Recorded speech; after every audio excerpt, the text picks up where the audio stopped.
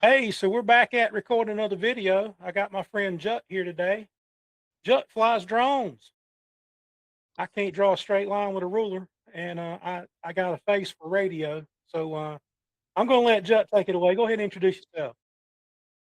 I appreciate you having me, man. And I just want to preface by saying this: it's this kind of stuff that the sport and all of us in the outdoor space need because I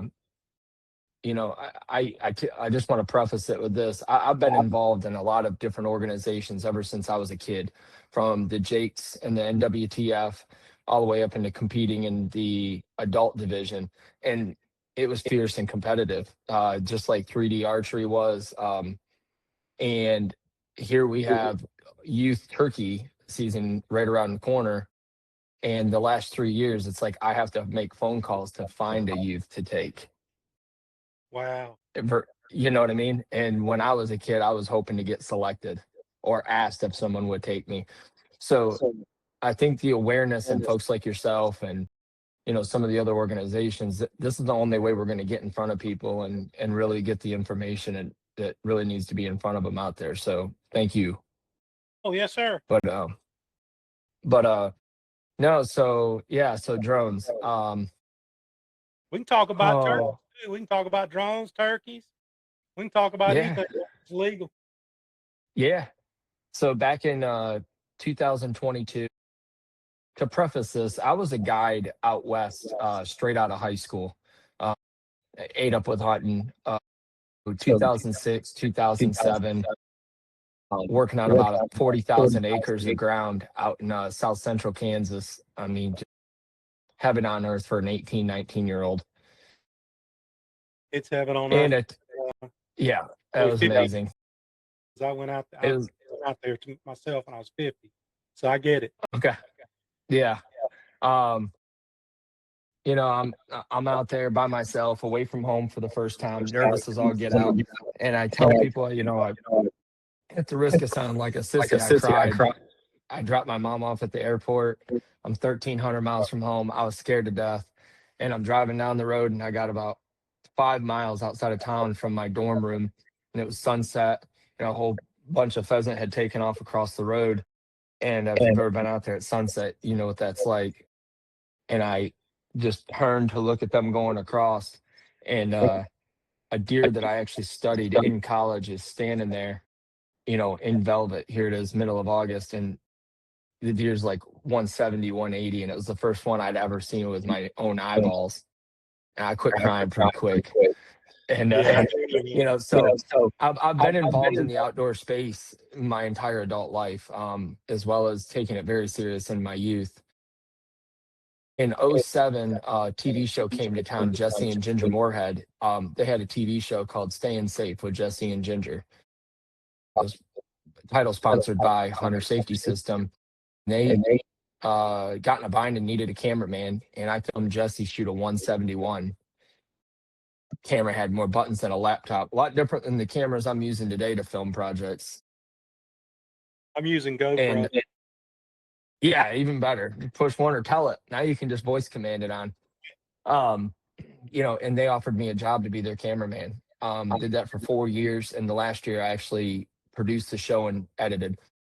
I'd show you my terrible looking office setup right now, but the MacBook computers, whether I'm doing drone mapping or different stuff, or if I'm editing, I bring a different one up here. But no, I wanted to give you a background to where you could understand that I didn't come into this like, look, there's an opportunity to make money.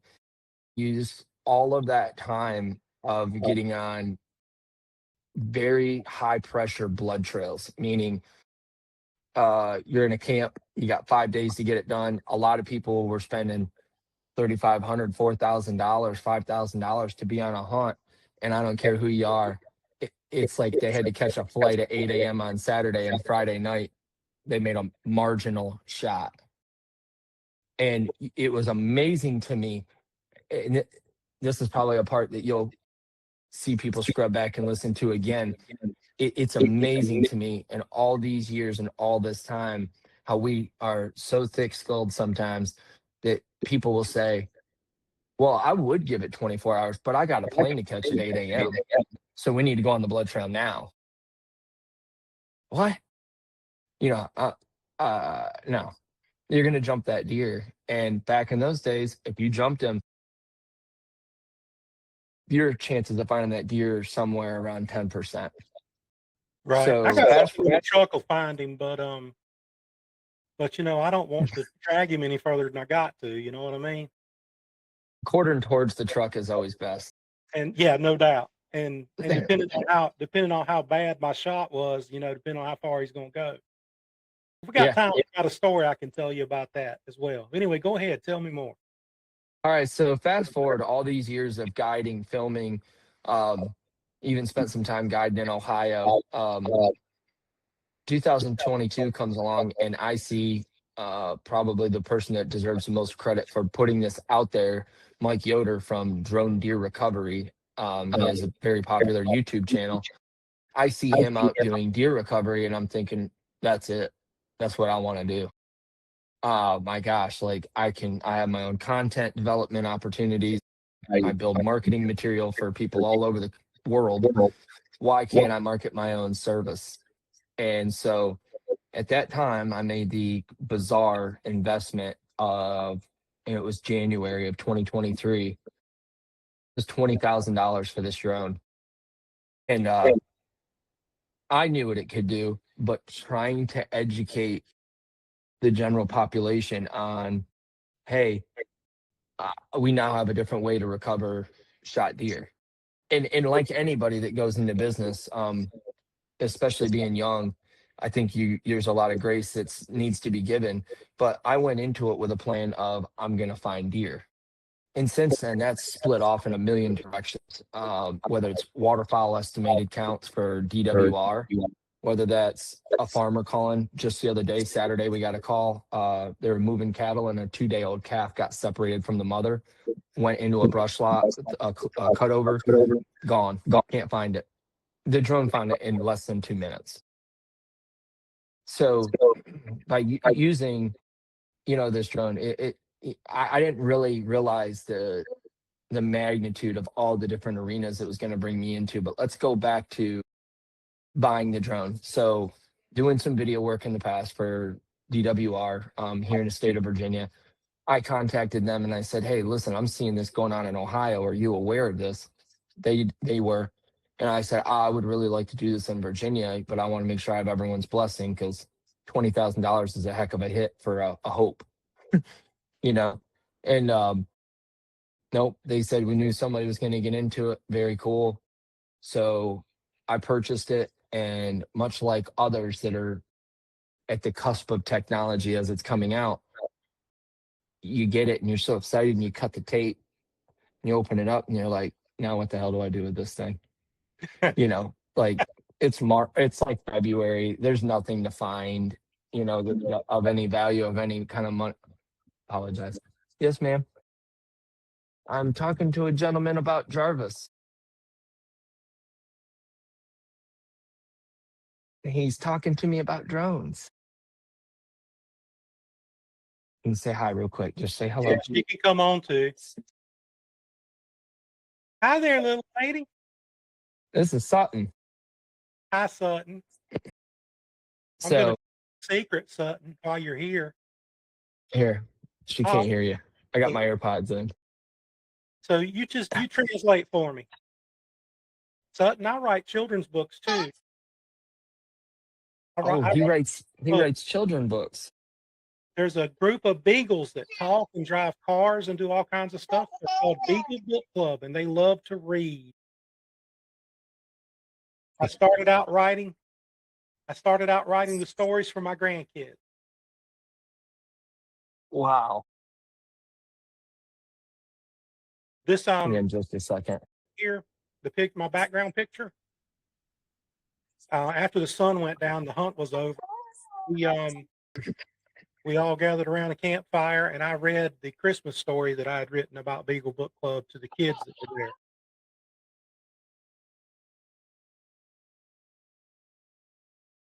She can't hear him because I got my earpods in. Yes. Here, we'll come back.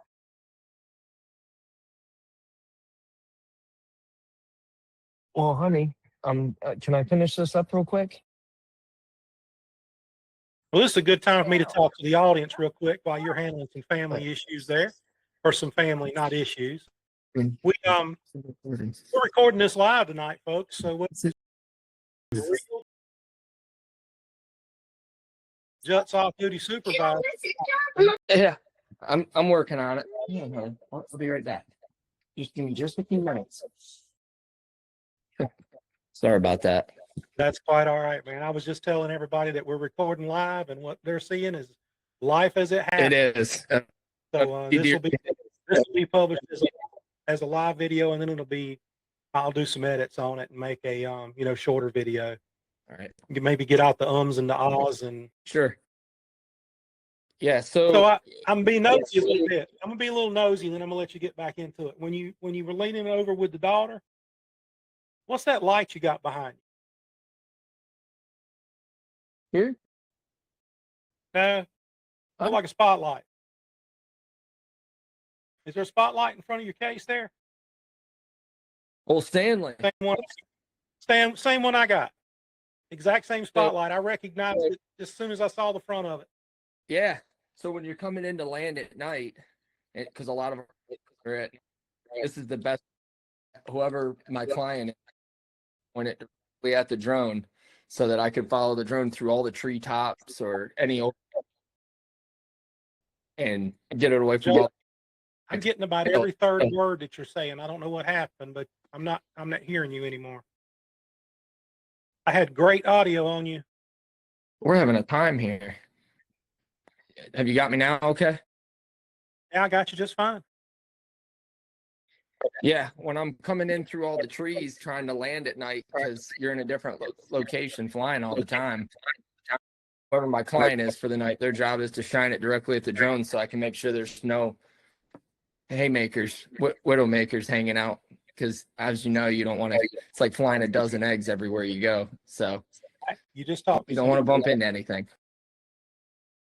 All right. But, so upon getting the drone, the biggest thing that I was most grateful for is there's a gentleman over north of Charlottesville area, which is about 2 hours from me. Mark Boyd also had bought one of these drones, and another gentleman, Albert Mass, over in the Christiansburg, Roanoke area, had bought one. So we were perfectly spread out across the state, and all of us were in high hopes and excitement for the upcoming first 2023 fall. And it was very interesting because as you got it, for some reason, a lot of people thought we were going to go find deer for people to go shoot. And, trying to correlate, there's laws in place. We obviously understand those laws, but the states are playing catch up to the technology. It was a very reactive instead of proactive rather, approach. Which is very much with the FAA. I mean, they got their hands full. They're trying to keep planes and helicopters from running into each other at Dulles by, air traffic professionals. And meanwhile, we've got drones coming out. We also have ag drones. I think I'm wearing, Captured Ag. That's my agricultural drone business. We have 2 large spray drones. And then we do content. Yeah, so we have basically, I don't want to say, the word's not to say replaced, but think of crop dusters. But that's essentially what we're doing with very large drones. They're about 12 foot in diameter. And we spray pesticide, herbicide, and help growers with, air application. How much payload can that thing carry? So it's funny, last year, again, and this is where I was headed with the thermal drones too. The innovation in technology is growing so fast. Last year was our first year with the ag drone, and we had the T50, state of the art. Everybody wished they had our first 10.5 gallon tank, flying 32 feet per second. with a 28-foot swath, and that was state of the art, amazing. 10.5 gallons on a fungicide job, you're spraying 2 gallons to the acre, so you're getting roughly 5 acres before you run out of payload, and that was just enough for the battery to make it back anyway. So you change batteries as you're filling up, off you go. I mean, it was to cast me out, right? Fast forward to the drone we just bought, Atlas. It has a 26-gallon tank and flies twice as fast, 60 feet per second, with a 40-foot swath. So, we're limited to, last year's limitation was how many acres we can get done in a day during crucial times, when it was wet, when they couldn't get on the fields with modern equipment. And now this year we have 2. And so they actually communicate and are able to do what's called swarm. So we can put them together on the same project, and they'll actually work together to get the acreage out of the way sooner to allow us to get to the next field or next client sooner. So that's kind of that's our April through September. And it's a grind. I mean, it's amazing how well it's being accepted. But kind of going back to the thermal drones going into 2023, in our support from our local community, as well as like Green Top. If you've traveled up 295, you've heard of Green Top Sporting Goods. You can't say enough about Blaine, Hunter, Glenn, all those guys. I mean, they literally put us in a booth at their expo, and we're like, everyone needs to know about this. And we hadn't even done a recovery. So on my TV screen, I'm showing a bunch of velvet bucks walking around a cutover. Furthermore, confusing everyone that I'm out here to find deer for people to shoot, because I didn't have any recoveries yet. And it was just like, oh gosh. But it was crazy. Like Governor Youngkin, he came to the booth. Like, he specifically said, like, I want to see this as like the emerging technology. This is something I'm really interested in. So Secret Service, state troopers, the whole 9 yards, backed everybody up. And here he comes in for a meet and greet and a picture. It was pretty humbling experience there. But yeah, so going into the first fall, opening day of bow season, I get my first call. It's like, okay, but I come from that TV side. So I really wanted to document and build videos.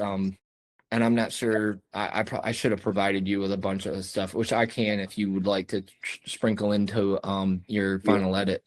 But I had a TV, I had a truck, Nissan Titan with a camper shell with a TV that would swing down inside the camper shell to get the glare off. So it inset inside, HDMI to the controller, so everybody could sit around the tailgate and watch the recovery.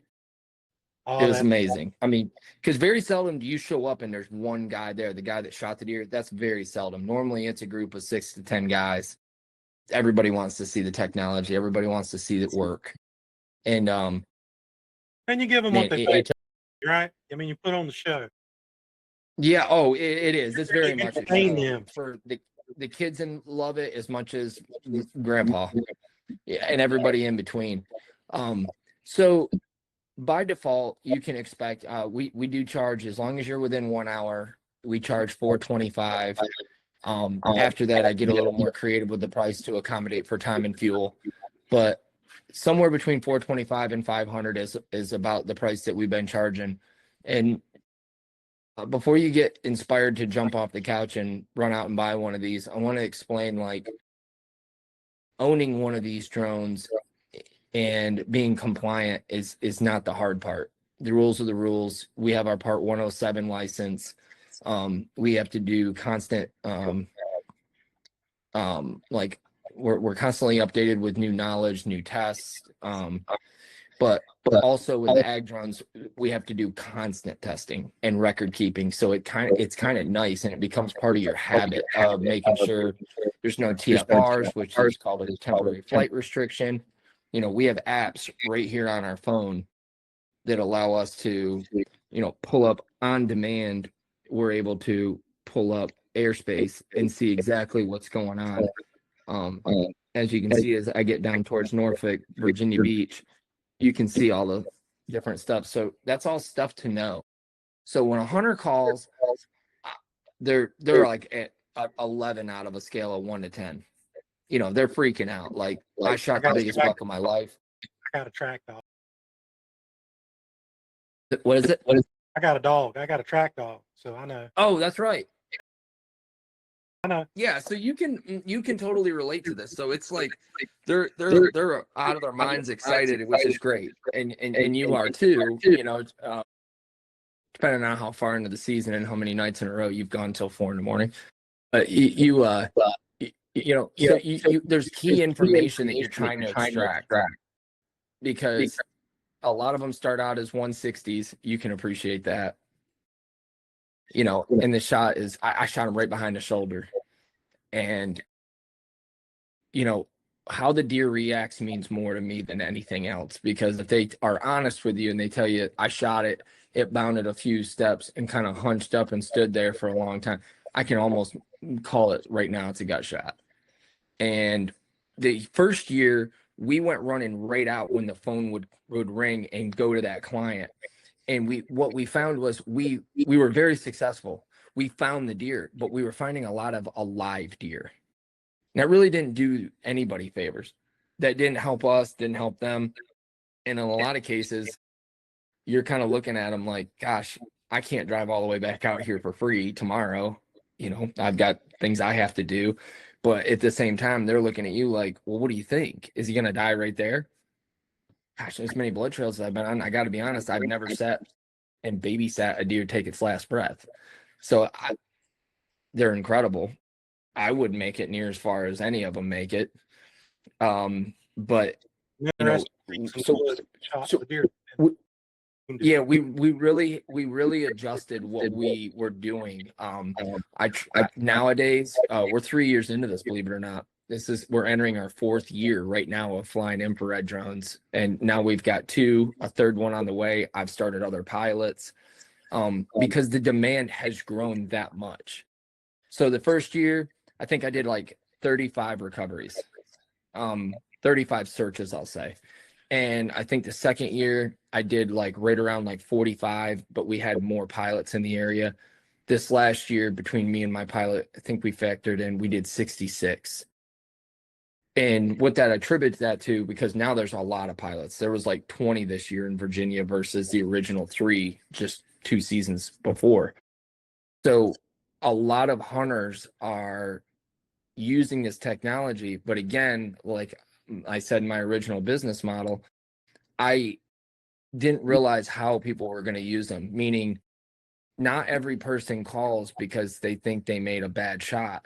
Some people treat their property like a temple, and they're like, I just want to know where it's down so I can make a plan to extract it. We got a long week of hunting ahead of us. It's first week in November. I don't want to go stinking the whole place up and blowing it out.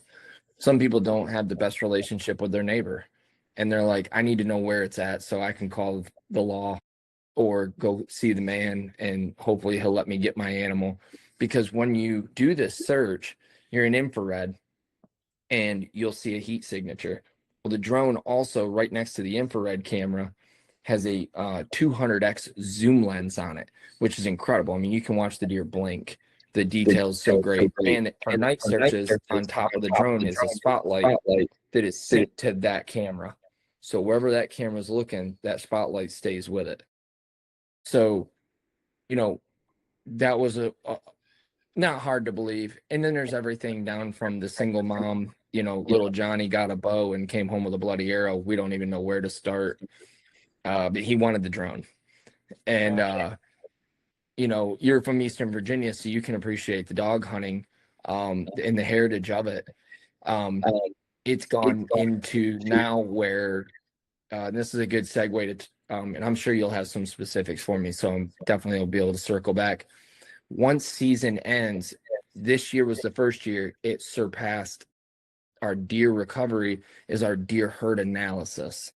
So that's where you can call us up and say, okay, I own 200 acres, 1,000 acres. I want to know how many deer are on my property. I want to know the buck to doe ratio. I want to know my fawn recruitment. I want to know where these deer are spending their time. Where are they bedded? Where could I, you know, do I need more bedding? Do I need more food? Do I have the right food? And this is where I'm able to really reach back to those early guiding days, to where you leased a piece of land or we owned a piece of land, and how we optimized it and manipulated it for whitetails. My reports are 4 or 5 pages long. Every year they get better with more information, but I give you a full map, to where you can, in Google Earth, you double click on the KMZ file and it populates everything. Buck, doe. You can spin it around in 3D and look at your property and see how the deer are using that property, how they're using your property. And it really helps you identify what your property is to that herd's ecosystem. Like, for example, are you primarily the bedding? Are you primarily the food? Are you a pass-through property? Because once you identify how your property participates, it allows you to better optimize and better manage. We've heard for years of people that come in or do studies, run trail cameras and do counts. And, I never really put too much into that, not knocking anybody's profession, but after 3 years of doing these deer herd analysis jobs, and I'm still doing them right to this day, until a green up comes, I'm doing them, because that zoom lens is so great. I don't need to see that they're a buck. I can see the knot on their head. I mean, so I'm still doing these studies. I have right at 3,500 more acres to accomplish between now and the first of the month. So any overcast or rainy day, I'm on it. I've only got a small little property. It's only about 10,000 acres. How long? What are you hunting, the Dismal? No, this is You must be. This is private land. Really? Yeah, we own part of it. We lease some of it, and some of it's our neighbors. The neighboring farms around us, if they want to join the club, we let them bring their farm into the club, and they get access to all of ours, and we get access to theirs. So but it's around 10,000 acres. Yeah, it's private land. We've been managing it since 74. Wow. So that would mean that the generation before me started managing it. Now we're the ones doing it. Yeah. Yeah. And, I've lived here, and it'd take a bit, and when I get above a certain threshold, that's when I start bringing pilots in and start giving them, because, you want to do the deer herd analysis. You need an overcast or a rainy day, because the sunlight will heat stuff up and give you false signals, and you got to fly really slow. We can usually clear about 200 acres an hour on doing deer herd analysis. That's about what we figured. So if I've got an 800 acre parcel, 1,000 acres, I'll take care of that by myself. Once we start getting over that, I usually bring another pilot in, and we'll just use like a divider, a hard top or something, and let them work, and they'll gather their data points and I'll gather mine, and then I'll combine all of it into one report. But what I wanted to say, going back to hunting clubs, I was a little disappointed in my first 2 years that clubs weren't calling me during the firearm season. But as a lot of these Eastern Virginia states, counties have done, they've started opening rifle seasons, and you've really seen a considerable drop in the club land. I think every club is kind of on the decline as far as land, rather than on the uptick. And you still have a lot of the members. So when I first came around this area, I knew of clubs killing 100 plus deer a year. And, now there's clubs calling me saying, we're not even killing a deer per member. The standards are blaming the dogs. The dog drivers are saying they're not seeing the deer. We've got families in the heritage that have been hunting together, working together on all of this for 75, 100 years. And we need to solve some of these feuds. So the clubs have actually started hiring me to come in to kind of unscrew and really figure out from a population stance, like, where they truly stand. Is the property no longer prime? Is the property, are the deer just not there? Are the deer there and they're just up the road? There's a lot of what are you seeing with that? Gosh, what one answer doesn't necessarily speak for all of my searches and all of my experience and observations, but I just talked to DWR's biologist about this, where the issue I believe lies more than anything is when someone that is not pro to hunting comes in and buys 750 acres to start a butterfly farm. That's where the deer find no stress. They're not being moved around. And when the banging starts, they know where to go. Right. You froze on me. I froze on you. Yeah. I hear you. Yeah, I can hear you fine. You're just frozen. I'm bouncing around like a But bowling. if you're good, I'll just keep rolling. Yeah, might as well. But yeah, the deer herd analysis this year, from a monetary stance, surpassed what we took in during deer recovery, and it's a lot less of a burden. Having little kids and getting into November, it is a for lack of better words, it's like going through a gauntlet. The amount of calls coming in, trying to keep them organized, keep them straight, figure out who needs me for sooner, who can wait, what tomorrow's weather is, keeping my other pilots organized, getting the other pilots in our area that don't work under me, but we all work together to try to make sure all these hunters get handled and serviced, has been a really big priority to us. And, it's kind of like living like the life of a firefighter, uh, voluntarily. um, you don't have any idea what the night has in store. But a lot of my close friends, they'll make a comment like, if it feels like it would have been a good night to be sitting, I kind of get that feeling over me. Like, I better make sure I got everything charged because it's going to be a busy night. Friday nights are always busy. Saturdays, you guarantee it. But once you get into and here in Virginia, the first 2 weeks of November are our muzzleloader season, which is during the peak of the rut. So and if people take a lot of vacation time. So you go through about a 15, 16-day stretch of just mayhem. And as long as I've got overcast or rain, my drone will fly in the rain. It's one of the few that do, I'll just keep going all day and all night. This is especially fun for good friends of mine that love it, want to see it, want to help film, help us get some content to edit, to put out. Because I'll gladly sit in the passenger seat and sleep and let them drive. I've actually joked that I was going to sell tickets to fill my back seat up, but in that same sense I have never signed so many NDAs in my life.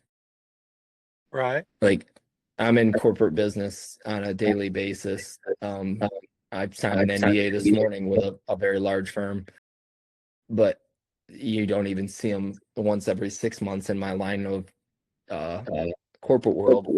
And I swear I got a binder of them at manila folders, from people that we don't put our gear on social media. We don't put pictures out anywhere. We kind of protect what we have, and we'll just ask you don't film and don't take pictures. And usually they'll tip you pretty well. I hear you. So yeah, that's kind of the gist. I didn't know I'm gonna let you pick the angle where you want to take it from here. I'm sure you had kind of some stuff in mind, or maybe some questions, or I get plenty of scrutiny, so I'm ready for it. I can take it. I'm interested in learning about the drones. I really don't have any scrutiny for you. Okay. I'm about legal and lawful hunting. So if it's legal and it's Yeah. lawful, I'm good with it. So let me cover that topic. I have never knowingly had to hotline somebody. I've not ran into that. I think people respect me enough. There has been some other cases where some pilots have called me and they're in a situation where they got a bad feeling about a phone call, and they've asked me how to handle it. Because like I said, I come in from a slightly different advantage, right? I have special prosecutors' cell phone numbers. I have different game law officers.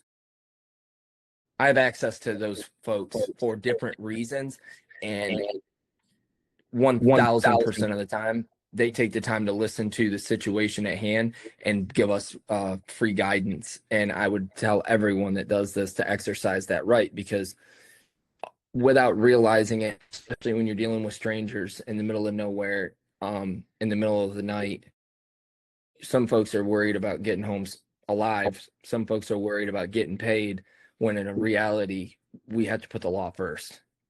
I mean, Right. at the end of the day, they're there for a reason. So let's go over laws. You have two sets of laws that you have to abide by, but from a argumentative stance, the federal law always supersedes the local law. So the FAA controls and owns all airspace. Property lines do not extend into the air. If you're in your swimming pool and a drone comes down and it's sitting right here, and by all means, knock that sucker out of the air. It shouldn't be that close. But a drone being 100 feet up in the air, 200 feet up in the air, running in a grid pattern is, I promise you're not that interesting. And if you really were being spied on, you wouldn't even know it's there. Take a look at local recent news and what's going on in Iran. Drones are running the show right now. So from a civilian sense, with the drones that we have, what's that? I have an interesting past too. Okay. I was military intelligence.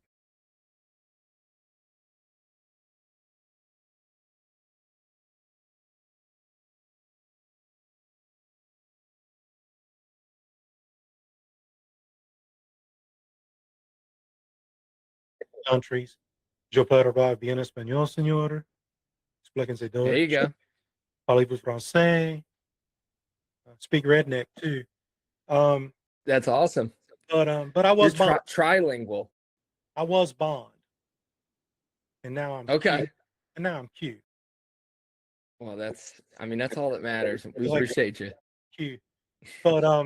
But yeah, you remember when we first met, there was a guy in my group on my page that was just spewing some garbage, and one of my friends tagged you and said, "Hey, straighten this guy out." He was talking about, you can't fly your drone over, you can't do this, you can't do that. Man, that's again, that app. What's app I showed you. Yeah, that app I showed you is going to be is the law of the airspace. That app. Okay, so that app's now. Is there restrictions on where you can take off and land from? Yeah, you have to be legal to be where you're standing for landing and takeoff. But once you're in the air, there's really not any restrictions unless you go into controlled airspace. All right. And controlled airspace is the right of way on the side of the road is legal. So can I take off? I mean, if I have to be on private property. You should have permission to be taking off where you are.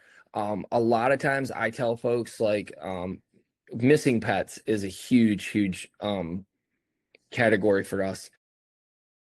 And I tell folks all the time, I'm like, go to a church, go to a grocery store, go to Lowe's, go to Walmart, go wherever. And a lot of those, should you have permission? Yes, but it's such a public place. It really, you're not going to be bothered with it. But if you have to wonder if you're doing something wrong, you probably are. I wouldn't recommend the side of the road. I mean, you got folks with a tire hanging over the yellow line or over the white line, and you know what I mean. You're impeding traffic. Like I wouldn't recommend it. Get off the side of the road somewhere, or just do like we do. I mean, you drive back and forth enough times looking for a clear place to land and take off. People are gonna be like, "What's this guy doing?" And they'll come out of their house and I'll just be like, "How you doing?" and I'll state my business, and 9 out of 10 times people will be like, I gotta see this. You can pull right up my yard. You need anything to drink?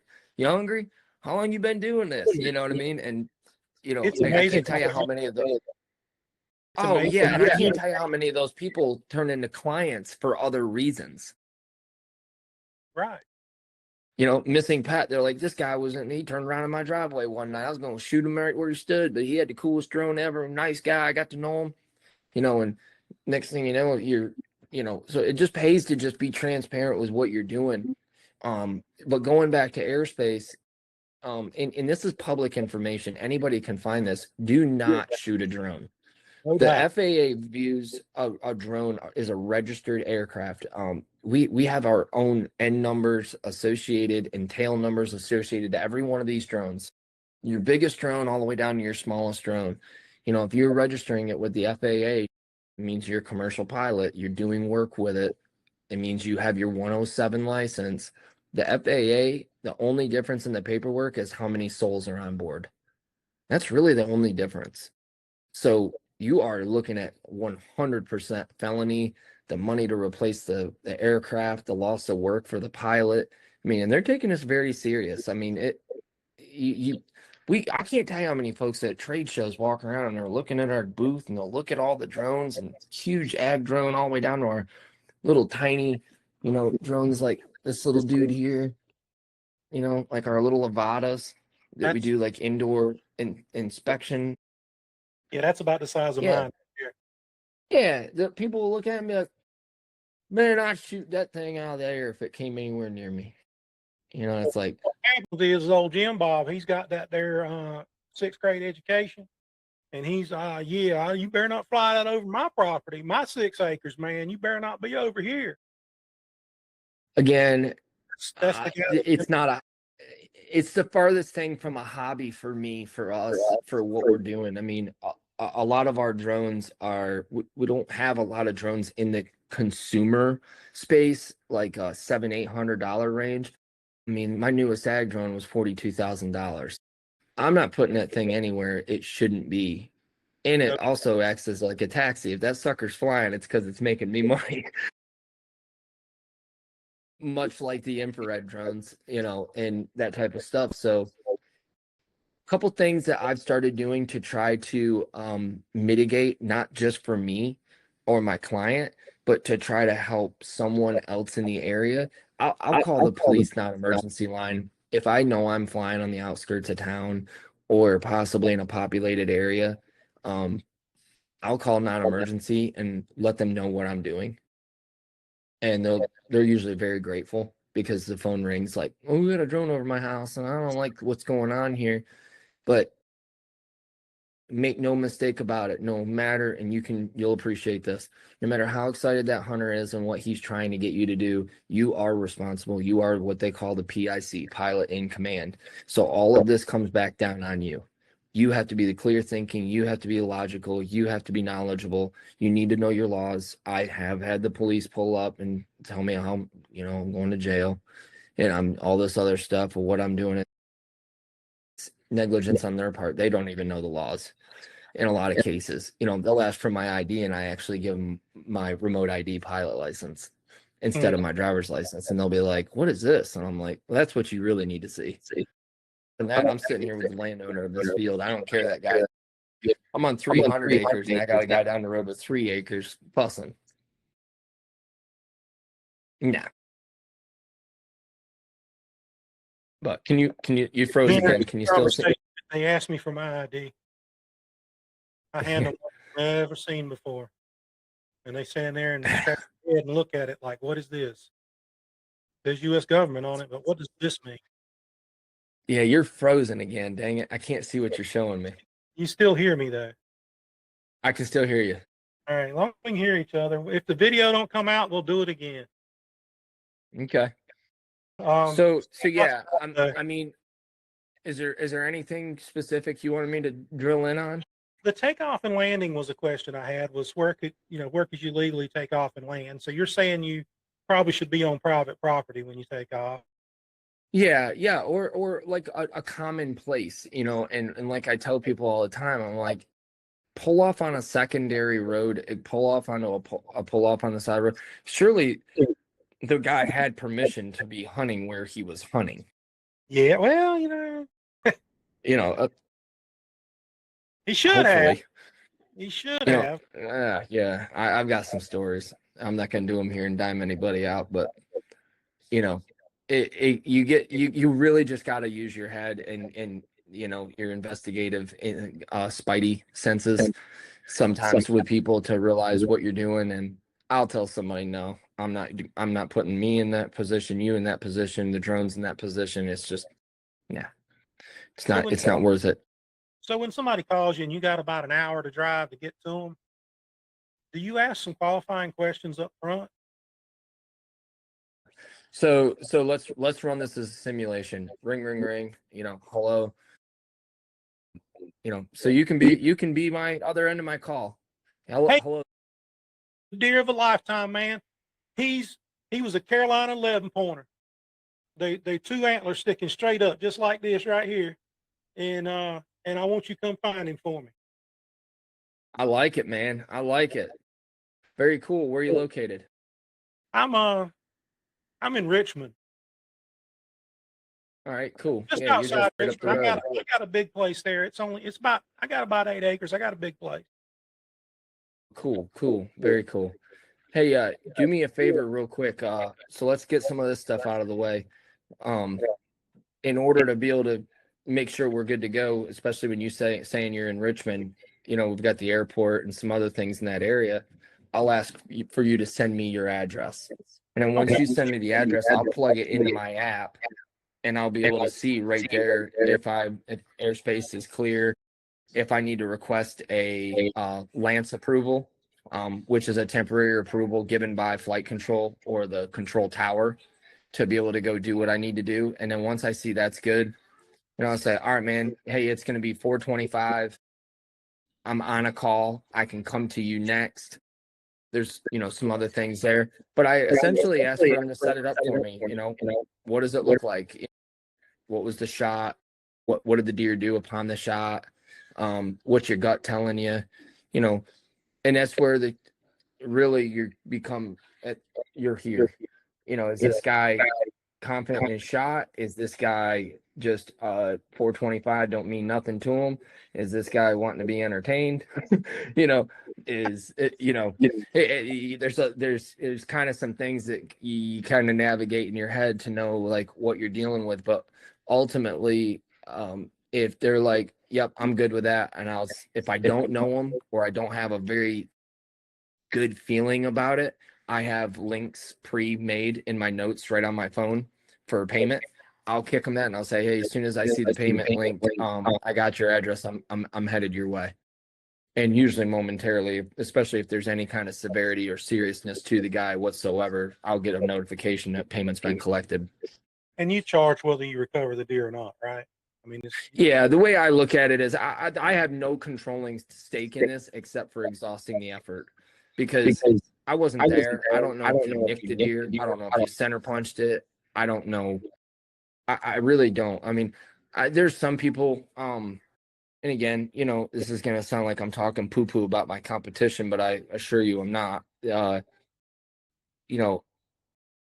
was some people that entered the market near us this year for like 275, which there's no way to you're licensed, insured, and driving an automobile and justifying your time. Because you gave a great example, Richmond. Let's say it's an hour away. Hour there, 20 minutes set up, hearing from you, flying, finding the deer, getting footage, breaking down. It's over 3 hours before I'm back home again. Yeah. So I'm not making monumental money over here, but by any means, when you look at what I pay in insurance and fuel and cost of owning the drone and all that type of stuff. But, we had people that were charging like 275, well then 60 cents a mile. And then if we find the deer, you pay us $125 finder's fee. You needed a dead-gum calculator and an Excel spreadsheet to figure out what you owed them at the end. And a lot of people didn't like that. And again, we were the OG of the area. I will say that's been a major advantage. North American Whitetail featured us. I try to do as many podcasts as I can, but some of our videos, have reached 100,000 plus views, on their own. Nothing in the category that you're getting in viewership. That's not But that's not my viewership's not videos. My viewership's text and pictures. This video stuff's new. okay, My videos aren't getting the views yet. They're working on yeah, it. I mean, They're not getting them yet, but I the became text and the I picture. Yeah, yeah. So like that's a whole nother topic. Like we became monetized this year, and it was unbelievable what some of our reach. I think I was averaging like a 500,000 a month, which was incredible. I mean, as a just regular guy that just is loves what he does and shares it with others. You know what I mean? We're not sponsored or, you know, I'm not Hannah Baron in disguise, right? So, we you know I guess the real punchline to answer your question is you I saw some people get into this because they wanted to make money. They told me they saw this as an opportunity to make money. I don't know how in their right mind.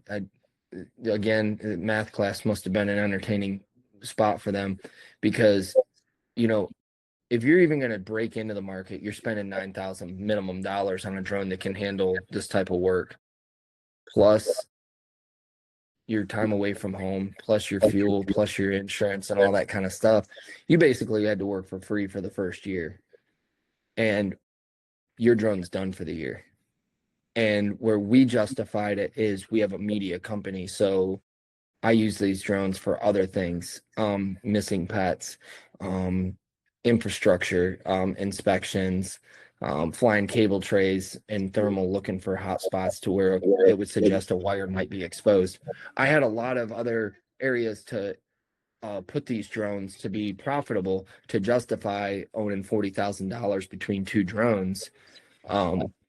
But it's also 3 years worth of work in the making to really justify it and make it to where it is. But no, I'm above and beyond proud of where we started and where we have taken this. And again, I think a lot of the accolades come from us starting early, but we've also found some incredible whitetails that by default we got to be in the picture holding a drone next to a 200-inch deer killed in Virginia, that, or Mickey Bracey's deer I found the first year. I mean, that's a legit 170-inch 9-point. And that deer has been all over North American whitetail and everywhere else featured. So, we were a piece of that. But you go back and I talked about the hours involved and all of that type of stuff. You are building a bond with these clients that they'll never forget you, and they share you with everybody. And safety's first. You have to do a good job. You have to do your due diligence. And but gosh, is it rewarding? Yeah. I love it. So you mentioned something a minute ago that really hit home with me. We My family owns a business, service business. It has nothing to do with hunting, other than the fact that we take off from the business and go hunting. But we own a business, and my son's running the business now. And he came to me one day, and you mentioned your competition getting into it for about half of what you were charging. He came to me and he said, "My competition said this, and the customer asked me would I meet their price. What should I tell them?" I said, "Well, it's your business. You're in charge, so your decision." But the way I would handle that is I would say, "Well, I really can't meet their level of service. I can't get that. I can't give you that level of service. I always give premium service every time I go out." And tell them what you're going to do for them for the price you're going to charge them, and don't move a penny on your price. They either want a good quality product, or they will come to you next time when they don't get a good quality product, because you know the product that you give. And if somebody else wants to work for free, I want to let them. I don't mind being broke. I don't mind being tired from working, but I'm not going to be broke and tired from working. Yeah.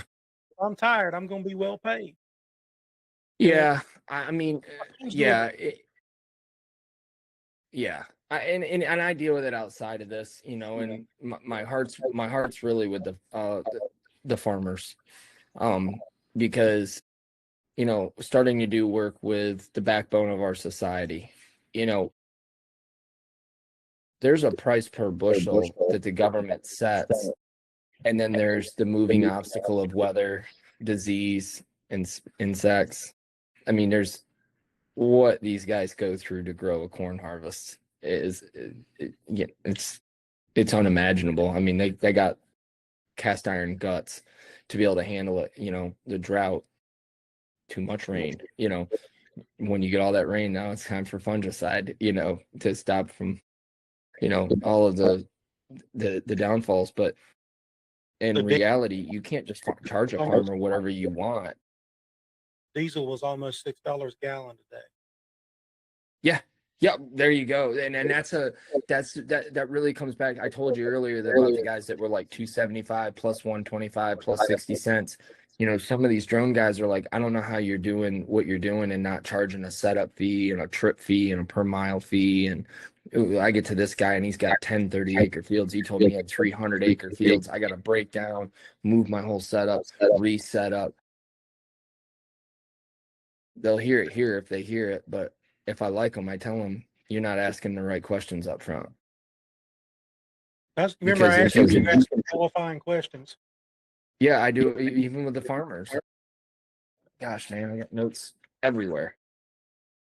You know, like you have to. No two jobs are the same. I mean, I sprayed a guy. I think I had 175 acres of corn to spray one day last year, and I did it for $20 an acre, and went out there, did the job, come home, and 2 days later he's like, "Hey man, you remember the other day you were out there spraying this guy's corn, you know, whatever. I'm his neighbor." And I was like, "Okay." He's like, "Can you do the same 20 an acre for me?" I said, "I probably can get you there. How many acres you got?" It's right at 5 acres, man. It's a corn maze during Halloween. And I'm like, "You have bumped your head if I'm driving 45 minutes." I could have done it for you And while then I was.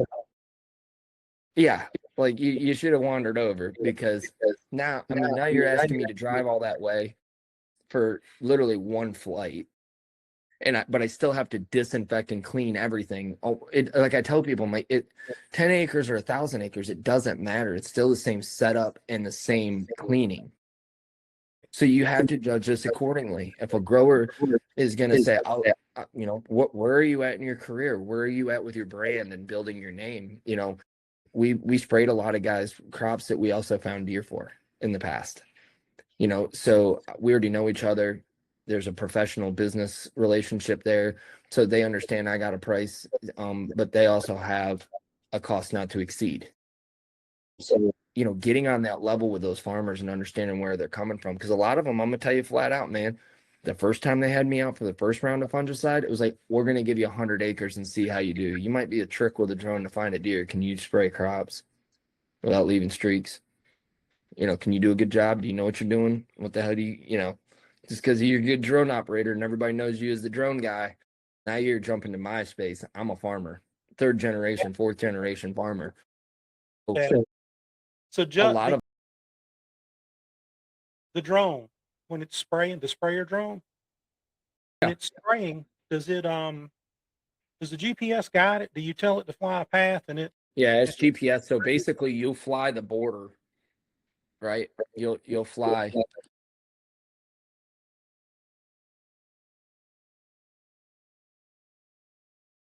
Oh, well, give me a piece of paper. Here we go. Let's say this is your field. So you'll fly the border around any trees that hang out. Okay. All the way around. Okay, here's telephone poles. So I'll come right here and I'll fly out and around and back down and out and around and back down and out and around, back down. And then here's an old barn out in the field. I got to go draw a square around that with the drone because it's GPS, mark it as an obstacle. Now, setting your job up is everything. That dry flight of that big drone with nothing in it, empty, that is everything. You're setting your job up. Now, once you're satisfied, Hopefully by then your helper has already started mixing with the grower, with the farmer. Batteries are ready to go. And then you land and it's like, okay, then you do all your inputs right here on the controller. How many gallons per acre, what height above crop you want to fly, and your swath width. And naturally you want to fly as fast as you can. But certain values manipulate where the number can and can't go based on what you're doing. If you're flying 4 or 5 gallons per acre with the Bumblebee or T50, you can only fly 26 feet per second. 2 gallons per acre, you can fly 32. But that has an effect. You see where I'm going with this? It's like it's kind of like a video game, Avatar. Like you might be really fast. I do a little math. Yep. Yeah. Oh yeah. Yeah. And like I said, and then yes, it's flying gridded lines off of GPS. But you're constantly watching it, like side winds. I mean, that's a whole nother topic for a whole nother time. We'll have to do this again sometime. So I got a little something here in my hand that I just picked up off my desk. And I was like, man, people.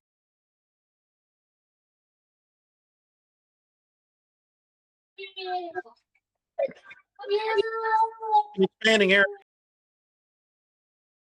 So hang on just a second. You're breaking up. I don't know if it's my one kiddo went upstairs to go to bed.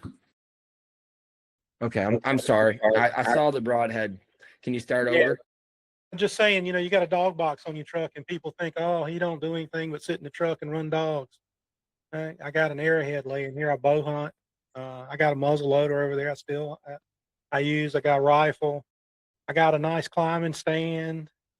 And I'll put a dog in the woods too. I'll put a whole bunch of dogs in the woods. I got a picture somewhere of the hunting club, and it's the first weekend of December, and we had 108 dogs there that day. 108 dogs. 108 dogs. We had about 40, 50 trucks. We're hunting 16 square miles. So yeah, do the math. That's a big hunt. Yeah, it's a big hunt. We had 2 deer hunting parties and 1 bear hunting party going at the same time. We had 3 different hunting parties going at the same time. And chaos. And the property next to us is 15,000 acres, and we have an agreement to be able to go back and forth. So together we're doing 25,000 acres, and that's not counting the farmland that's on the border. So, we can go out there and make a ruckus. And you mentioned you didn't have corporate sponsorship. I got a company that's got me on a trial basis right now. I don't know whether they like me or not. They don't know yet. But you ever heard Redivus Radios? A company called Redivus? No.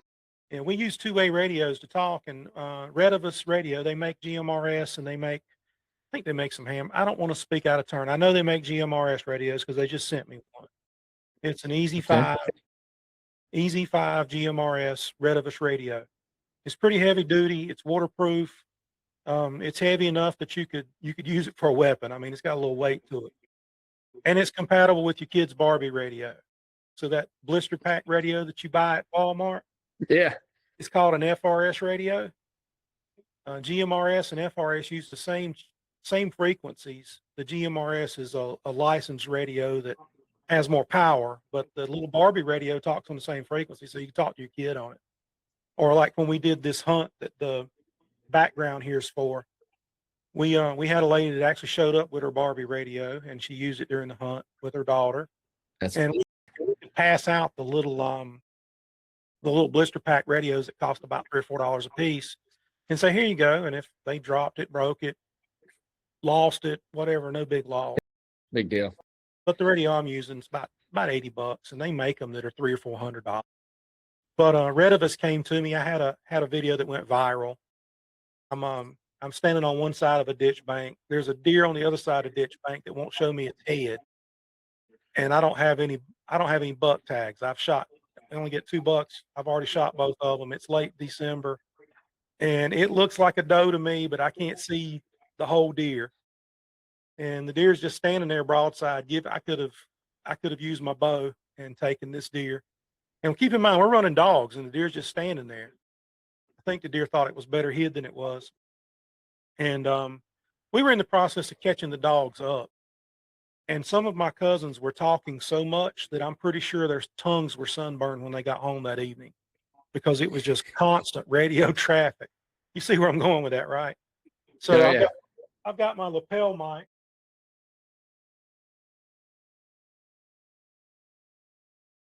I've got the radio and the Yeah. lapel mic here, and I got my lapel mic up on my shoulder, and I've got the volume turned fairly down, but the GoPro's on my hat and it's filming, and there's just constant radio traffic. They're yapping and yapping and yapping, and the deer's just standing there. They're talking on the radio. They're making all this noise.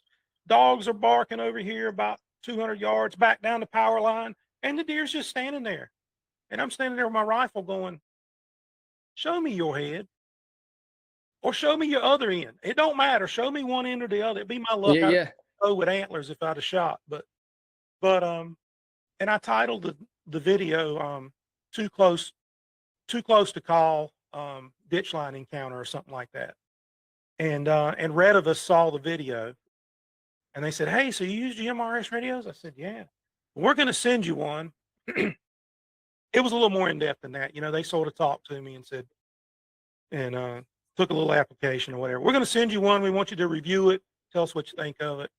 So I actually have a maybe corporate sponsorship, possibly. Who Heck knows? yeah. It might just be one Yeah. radio and they might go, no, we don't want this dumb redneck. But you know, who knows? You, So, I guess I need to own up to you. I kind of fibbed to you. I guess I do have a corporate sponsor, and you actually held it up already for me. what's that, a bug? Yeah, it looked it looked green. Yeah, is that a Rage? Yeah, it's a Rage. It's a Rage broad. It's a Rage. That's my sponsor. Oh, well, look I at get that. called out for more Rage shot deer than any other broadhead combined. Yeah. I don't. Oh my gosh! And if I need a post to really take off early bow season to really get the juices flowing for the fall, I'll show a picture of a deer walking with a hole clear through it, and I'll say, "Did this Rage broadhead fail, or what is your thoughts?" And there's a buck standing there making a scrape with a hole through him, and 20,000 views later, you know, everybody's on there compete. You know, Favorite broadhead, ladies and gentlemen, right here. You heard it. that from looks Joe. like a schwacker. That's a Rage. It's a Rage. Okay. It's what the box says it's in. Now, whether my kid took it out and stuck it in that box, I think it's a Rage. The box that I just picked it up out of says Rage. So I'm gonna. You told me a recovery story where you recovered the big buck. Now I'm gonna tell you a recovery story of my own, and it's actually my deer we're recovering, but it turned out not to be my deer. And when I tell you that story, you're gonna be like, "Oh, that's cool." So we have been running dogs all day. It's late December for whatever reason. I want to shoot deer in late December. So it's late December.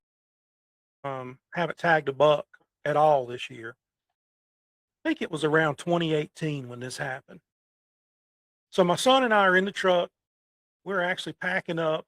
There's probably about 30 minutes of daylight left, which in North Carolina, you can shoot 30 minutes after sunset. So I've got about an hour of hunting time left. But we've got the dogs called up, and it's been kind of a slow day. It's cold. It's kind of a little wet outside. He looks at me and says, you want to go home, Dad? I said, you know what? Let's go get some chicken. They got it. It'll be ready when we get there. We're going to Bojangles. So we're in the process of slow rolling out of the club. I'm not, you know, in a big hurry. And I told you how big our land is there. I got a little ways to drive, right? So I come around a curve, and there's a buck standing in the middle of the road. It's a private road. It's our road. Okay. Oh yeah. So I eased on the brakes, put the truck in park, and I told my kid, I said, step out and shoot the deer. He said, I've already unloaded my rifle. It's in the back seat. I said, well, take my rifle and shoot the deer. And when I said that, the deer decided to start running away from us. He said, "You better shoot the deer, Dad, if we're going to shoot at it because the deer's going to be gone." So I propped up on the side of the truck with the rifle, got the deer in the scope, took a breath, exhaled, paused, sent around, watched the deer stumble in the scope. I said, "Well, I hit him. I don't know if I hit him in the foot or where I hit him, but I hit him." So I said, "How far was that?" My son said, "About 450 yards." And by the way, I wrote about this back when it happened, and the That's people a piece. and the people in the comments, man, "Oh God, what a such an unethical shot." Remember I told you I used to be Bond? I got a little training with a rifle. I got a little training. And my son was taught to shoot by the founder of the Marine Scout Sniper School. So he can shoot pretty good Wow. too. That's another story, but we've taken him bear hunting on guided bear hunts. Major Jim Land. He's a cool guy. But he spent some time teaching my kid how to shoot. My kid's pretty good. Oh, So yeah. so we jump back in the truck. We go down there about where the deer was at. I'm walking. It's dirt road, of course. I'm walking along, looking in the dirt. I see where the deer stumbled. I see where he went back across the ditch. My son, I think he was about, he might have still been a teenager. He was late teen if he was, early 20s maybe. Still real excitable, like you were saying about the Yeah. hunter being all excitable. He starts to go across the ditch, and I'm like, wait. Let's see if we got any blood. So my son's dog is in the dog box, and the dog sees my son out walking around and he knows we've shot, and he is going crazy. He's whining. He's gnawing on the dog box trying to get out. So I walked around and popped the latch and let him out. Dog's name's Adventure Time. He looks like a black and tan hound with short ears. He's black. He's got the color just like a black and tan, but he's a walker dog. Okay. Adventure Okay. Time goes straight to my son, makes a hard left, jumps the ditch, and lands in this shrubbery that's over there, and lands on the deer's back. The deer was laying right there on the side of the road, and Wow. he starts baying the deer, and him and the deer are having a conversation. Deer's still alive, and him and the Oh, deer yeah. having a conversation. So my son starts trying to go across the ditch with the pistol. He's going to go finish the deer off, and right as he got to the deer got up and started moving. And Adventure Time was right on the deer. So I reach over and grab my lapel mic, and I've been hunting with my cousins all day. But by the way, we're mostly family. There are a few friends, but we're mostly family. So I keyed the microphone. I told them what was going on, told them where we were, told them what direction the deer was moving. I said, "Anybody back there?" My cousin Darren said, "Yep, I'm sitting right on the backside of this block." I said, "Well, get out with your rifle. Deer's coming to you." Adventure Time's right behind him. When I say right behind him, he's looking at him. He said, "Okay." About 5 minutes later, I heard boom, boom.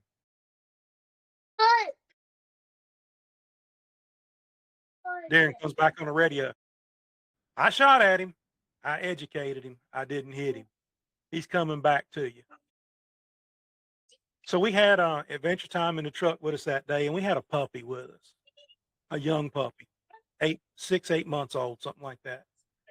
So the deer's coming back to us. We see the bushes moving, but we don't shoot at bushes. We shoot at deer. Okay. So the bushes are shaking around. We hear Adventure Time barking at the deer, and the puppy gets all excited and starts squeaking and jumping and raising sand. The deer turns and runs parallel to us. So the puppy's already making a bunch of noise. He wants to go. I let him out too. So now I got Adventure Time and the puppy in the woods. Keep in mind, we were caught up. We were going home.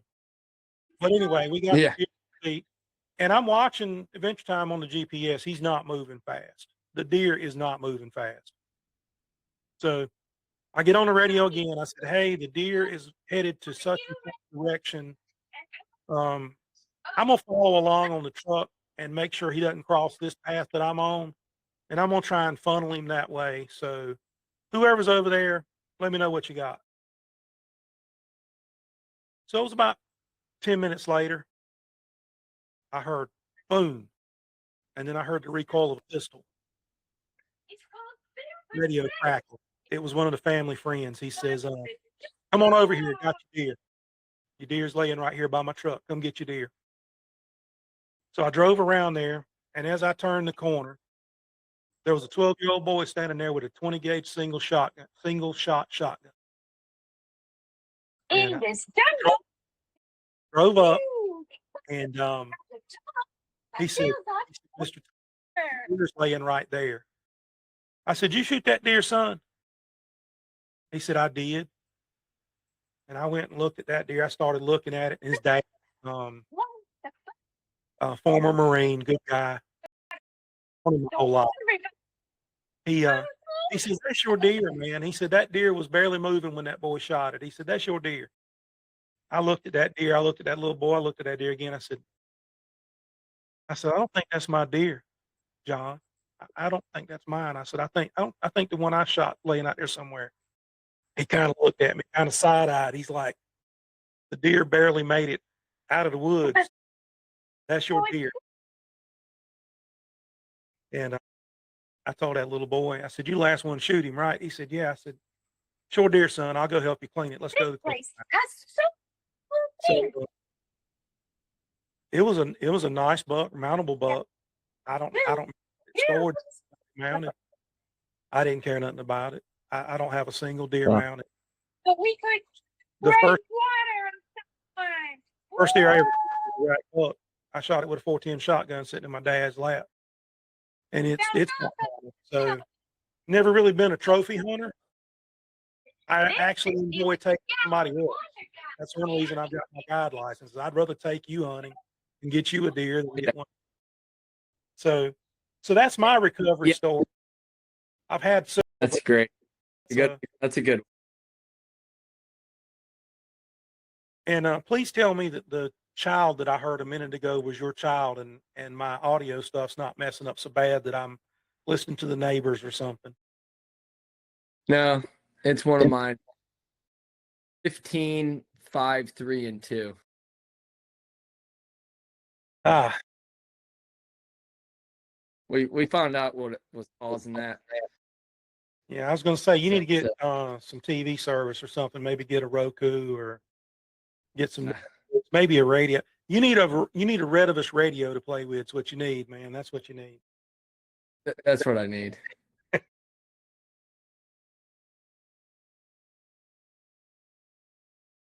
For having me, and we may if you if we compile enough questions, maybe this would be worth doing a part 2 answer field this. Yeah, I think so. When the video plays, I'm going to post this one as a live video, and then I'll probably do some editing. I'm still learning how to do the editing. I'm not that good at editing, so it might be 6 months before it gets edited and put out. But I'll put it out live. I'm going to welcome people to ask questions and say, "Hey, we'll have Jut back on, and you can ask questions." And I may even do a panel. We did a panel the other night, had 3 or 4 people in it. I did a panel with some guys from Arizona, Mississippi, Alabama. There was about 7 or 8 of us on, and that was pretty interesting because we were all discussing, different things across the spectrum, how things are different. I've hunted Idaho, Tennessee. I've got a map that shows where I've violated community standards across the United States. Because when I first started doing this, the same content now that they pay me to post, they used to restrict me for posting it. Now, I think that is the most interesting thing in the world. I used to would post a hunting video, and I'd get 3 days in Facebook jail.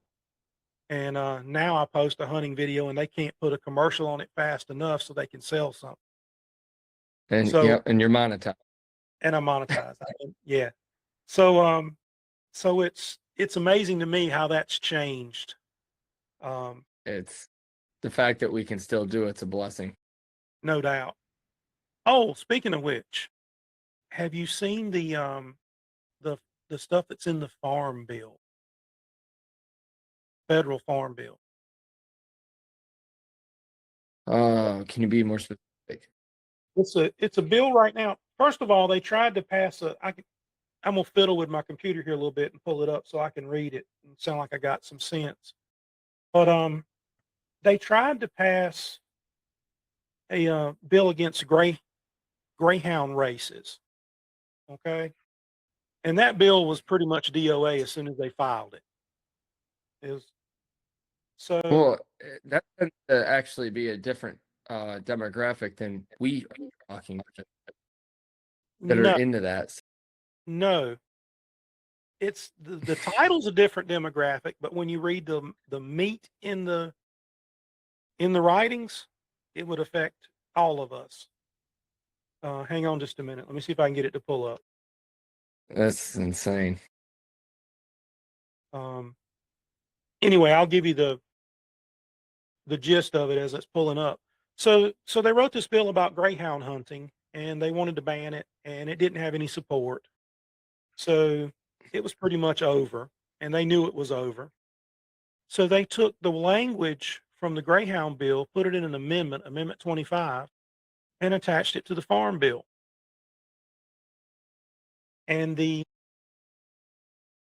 getting it pulled up now. The wording of the bill, Amendment 25 of the Farm Bill, it shall be unlawful for any person to engage in the live lure training of dogs. Yeah. That's one of the points, okay? Live lure training. So if I retrieve a duck with my duck dog, am I in Hmm. violation of this? You see where you see how broad that is and how it can be interpreted? It shall be Oh unlawful. yeah. Shall be unlawful for any person to conduct an open field coursing event. Sounds like rabbit hunting to me. I mean, that's exactly what I do with my beagles. I put a video up 2 days ago of my beagles doing exactly that. Hmm. The the God. term open field coursing, they defined it. The term open field coursing means any event in which dogs are used to pursue a live animal in an open field. Jeez. This is something that's in the US House of Representatives right now. Right now. It shall be unlawful to knowingly sell, transport, or deliver any dog for the purpose of engaging in any activity prohibited by this section.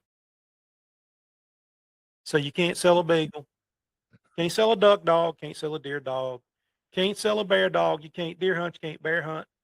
Now I read you exactly what's in it. I did this is not made up. Then I've got my opinion on it down here.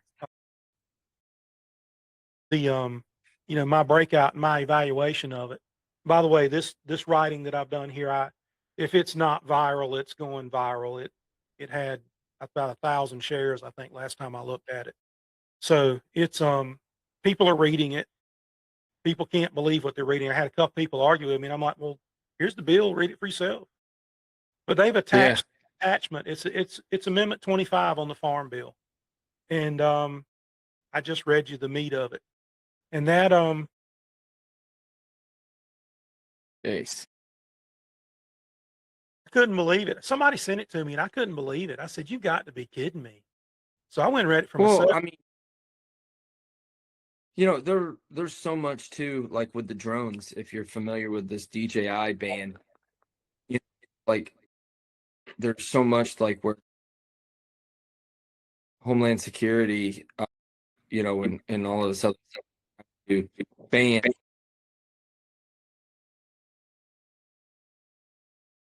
DJI is, I think they're like 85% of the market share in the world, as far as the drone, and they're made in China. I have DJI everything. My wife likes filming.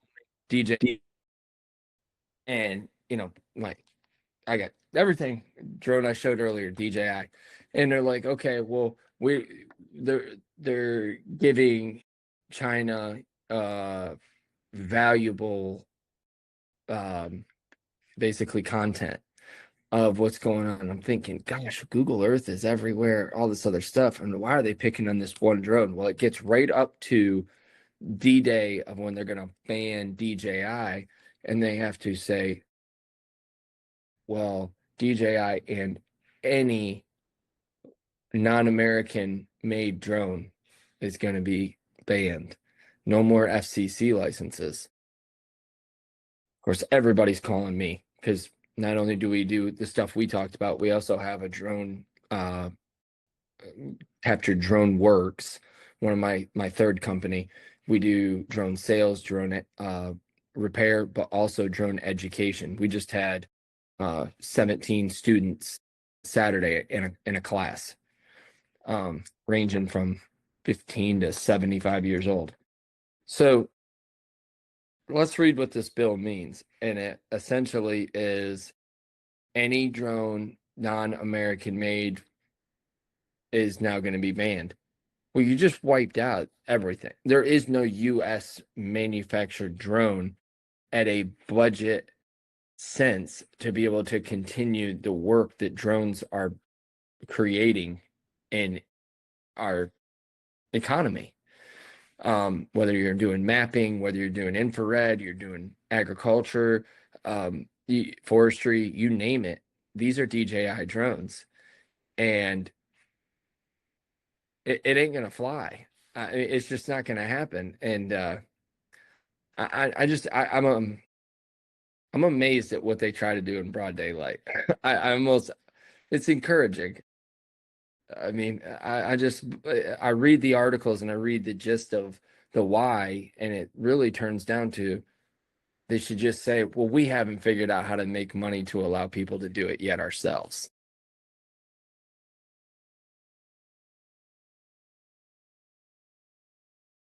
Nope, I can't hear you. I muted my microphone because I was moving around. I'm sorry. I just sent you a link to the article that I wrote about the farm. I'll read this. You can read it. It's the wording of the bill. It's the wording of the amendment, and then it's my opinion on it. But yeah, I'm definitely gonna read this. But and we'll talk about man,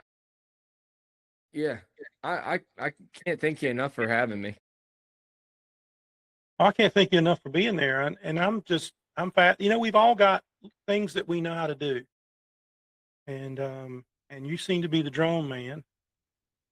And I hadn't figured out what I'm good at yet, but when we figure it out, I'll have something too. And we'll go from there. So if I put together a panel where we've got some people, that want to sit around and just talk. When I was younger, we went camping, and we would sit around the campfire and talk, tell stories, make up some stories, tell real stories, tell true stories, tell whatever. And I envision this little talk that you and I are doing now becoming sort of a fire barrel chat, where we're sitting around a virtual fire barrel, everybody's telling their story, talking about different things, hunting, fishing, four-wheeling, whatever. I can tell you stories about a Jeep. I've got a Jeep, had a Jeep for about 30 years. I understand that if you have a Jeep, you need to know how to work on it because it's going to break. It's going to break weekly. Well, you got to collect a little. Collect the what? What is it? Like those little ducks, right? Yeah, I always have them on the. Yeah, my sister's got a bunch of ducks. I don't have any ducks. I don't think my brother's got any ducks either. All three of us have got Jeeps. But yeah, my sister's got a whole bunch of ducks. Well, look, Jut, it's we've been on here an hour and a half, man. I know you got family to keep too. Yeah, I got to go get kids for school tomorrow and get lunch. It has been great talking with you. and I want to do Thank it.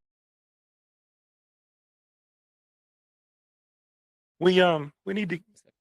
You know how to do. You're good at video editing. We need to do a collaboration. We'll record it, and I'll send it to you and let you edit it. We can do that. I can give you this video if you want to edit it, and you can post it on your own stuff.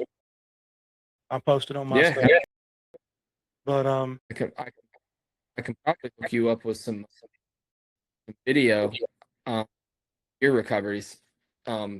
If you wanted the content to post just to where people can see exactly what we're talking about. We got some good ones. We got some funny ones. We got some I mean, you know, we got it. It's a plethora. I'll probably put dang near 100 videos out doing this stuff. well, you send me whatever you want me to have, and I'll put it out there. I'll tell you what I do want you to do, though. I want you to shoot me a little, send me a direct message. Tell me a little bit about Jut, because I'm gonna put it in the description video.